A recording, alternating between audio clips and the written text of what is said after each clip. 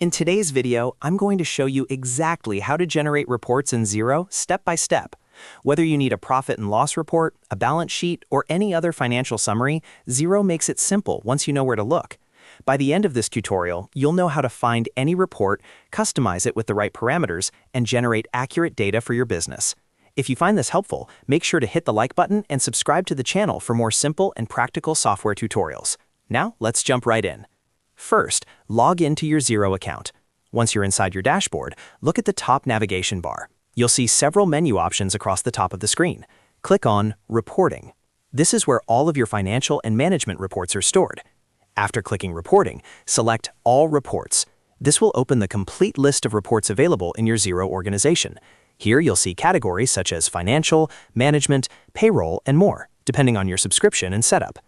If you already know the name of the report you need, you can save time by using the Find a Report search bar in the top right corner. Simply click into the search field and type the name of the report. For example, you can type Profit and Loss.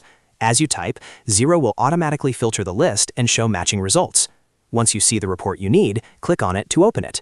The report will load with default settings, usually based on the current financial period. Before generating the final version, you want to adjust the parameters to match what you're looking for.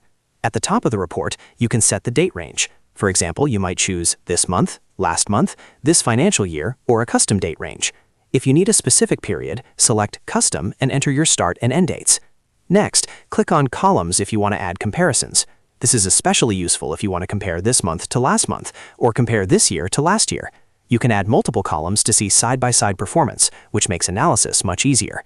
Depending on the report, you may also see additional options such as cash or accrual basis, tracking categories, or layout formats. Adjust these settings according to your reporting needs.